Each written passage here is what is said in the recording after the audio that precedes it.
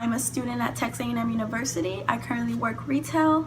I'm 22 years old. My favorite color is rainbow. I don't have a favorite color. I love all colors. And I am a Congolese immigrant here in the United States. So as far as the immigration process and how that works in the United States, I'm not all too familiar about how it works, but I know it's a slow, complex, expensive procedure. And with the current political climate in the United States, it's even harder for many immigrants to come into the United States. I know currently there's a ban on immigrants from specific countries due to their religious beliefs, and those countries are Sudan, Somalia, Syria, Yemen, Iran, and Iraq. And there may be more added to this list. And somebody asks, well, there's other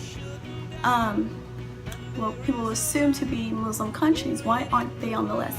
And they're not on this list because they do have business relations with the United States. And these countries are like Saudi Arabia, for example.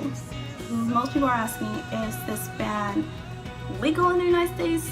Is it allowed? Is it something that is okay for many people? And it is not. It's actually unconstitutional for our current president, President Trump, to issue a ban for 90 days on these countries based on their religious beliefs. So it is unconstitutional, and we are soon going to see the effects of how this plays out. So we are all hoping that this ban is eradicated, essentially. So my experience as an immigrant and through the immigration process, I'm from Congo, which is in Central Africa. My mother is from Rwanda, and she is a Tutsi woman, which is Tutsi is a tribal group in Rwanda, and my father, he's Bantu, which is a tribal group in the Congo and many other Western African countries.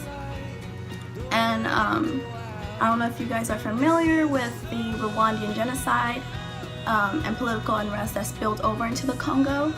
And this genocide affected Tutsi people due to colonial issues that over time became an even bigger deal.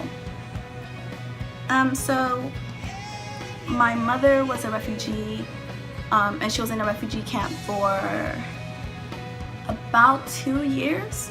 And the reason why my brother and I were not in a refugee camp with her for most of the time she stayed there was because since my father is part of the majority group in Congo, we were kind of sheltered in that way that we were allowed to stay with my father and his family.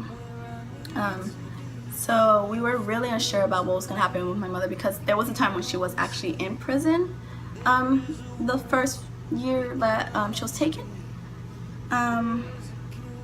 So when we joined her in the refugee camp, there was a system in place where after certain countries got hold of the news of what's going on in the country, a lot of people were seeking refuge in neighboring countries or in European and American countries and Canadian countries.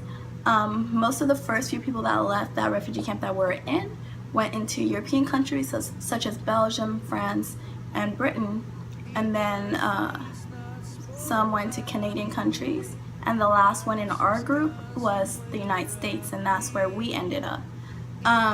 Before we left the Congo to come into the United States, we had to get our paperwork together and have our birth certificates, our Congolese birth certificates, on file with the United States Embassy, and we did have all those files, and we also got our passports issued, our Congolese passports, and then we came into the United States. And from there was an organization, a nonprofit here in Houston, Texas, called Catholic Charity, and they help immigrants from other countries coming to the United States basically familiarize themselves with America and also gain the proper paperwork they need in order to stay in the country. And so through Catholic Charity we're able to get our green cards and get access to jobs, and also get placed in schools in the community that we're in. And as an immigrant, it's hard to assimilate into a country that you're not unfamiliar with as far as the language and the culture goes. It was really hard for me, especially to learn English, especially since I come from a country that speaks Swahili and other languages, of course, but the one I'm familiar with is Swahili and a little bit of French at the time. So it was really hard learning English. It took me about 3 years to actually properly speak English, and it took even longer for my parents. So we got our green cards, and after about 12 years, my mom went in and got her citizenship. And when we came into the United States, it was in 2000. So by 2012, my mom got her citizenship.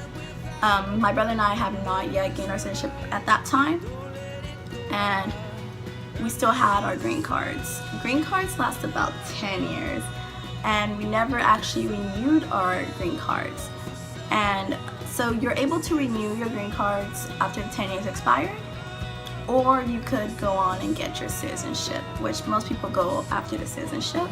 So and for a lot of people, their citizenships or their green cards actually they expire and they kind of just sit there and let it be.